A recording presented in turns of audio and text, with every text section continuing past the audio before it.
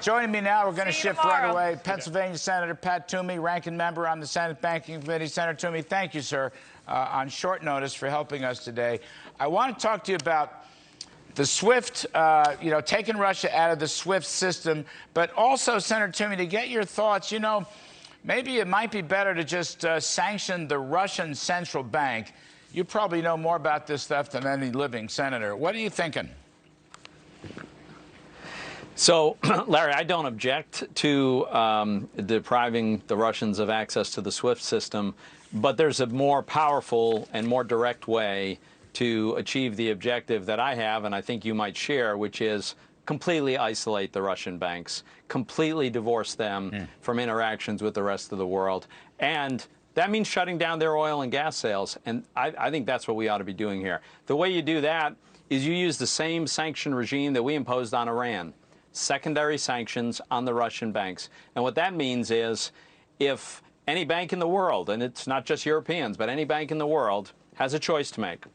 You can do business with the Russian bank if you like, but then you can't do business in the United States. You can't do business in dollars.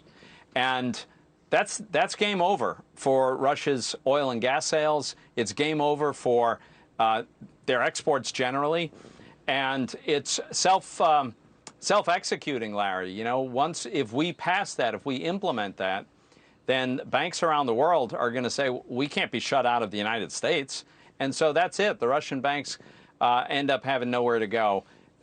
That's how you really bring the Russian economy to its knees. It worked with Iran, and that's what we ought to be looking at. Ending the war finance is what I call it. Ending the war finance. Drill, put more supplies on the market, bring the price down, stop his oil profits. And then, as you just said, I like the secondary sanctions. Senator, when we did it with Iran, we sanctioned the banks, and we also had to sanction the central bank because all payments ran through the central bank. My suspicion is the same is true in Russia, that we probably have to sanction the central bank of Russia.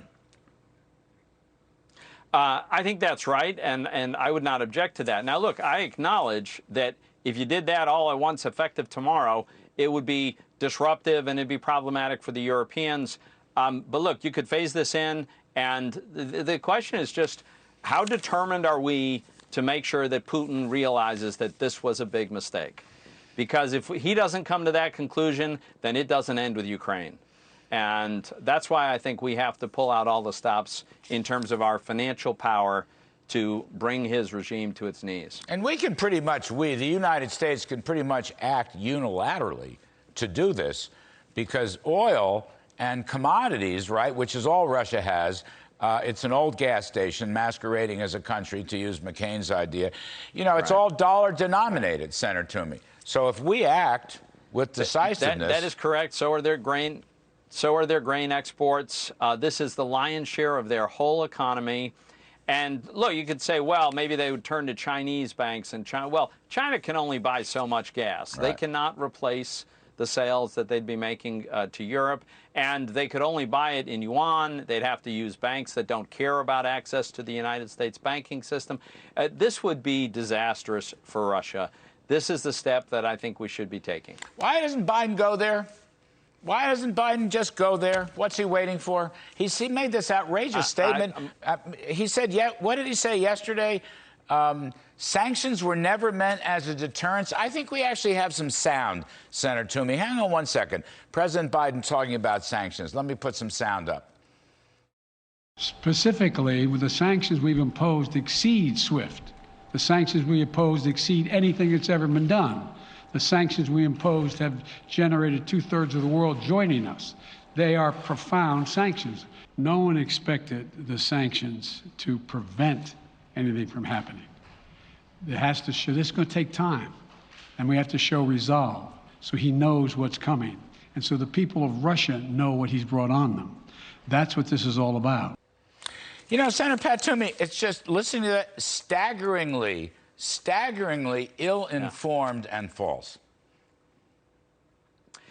Yeah, you know what else is really worth noting, Larry? If you watched closely, if you watched financial markets yesterday, the rally began in U.S. equities, but also even the ruble recovered to a significant degree after the sanctions were announced.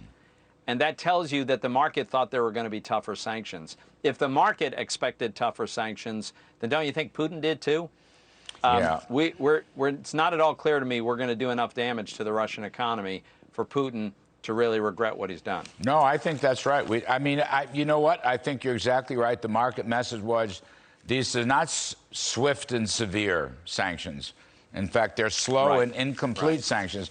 I do have sympathy, though, with the targeting Russia's oligarchs editorial in the Journal today, including going after Vladimir Putin. But, you know, these guys own soccer teams and gambling casinos and football teams and whatever.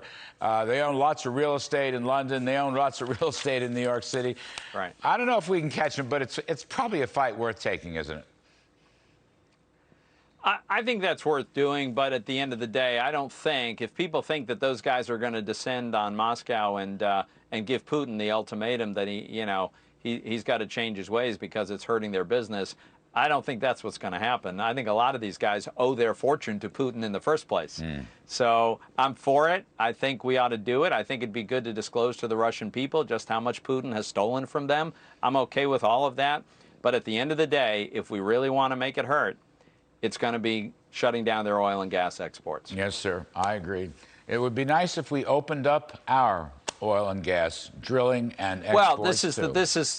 Well, I mean, has it ever been more obvious just how absurd this administration's policies have been? Shutting down our pipelines, making it virtually impossible to build new pipelines, and making it almost impossible to get leases to drill for oil and gas. Congratulations. This has been a tremendous windfall for Putin.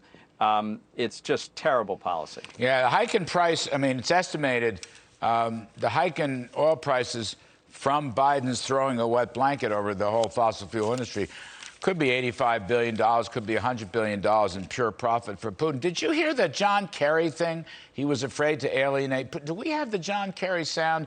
This is we don't have it quite yet. All right. Senator Pat Toomey. I'm glad you don't have it. I don't think I could listen to that. I know. It's hard. The whole thing's hard. Senator Pat Toomey, thank you, sir, as always, for your clarity. We appreciate it. Thanks for having me, Larry. You bet, anytime.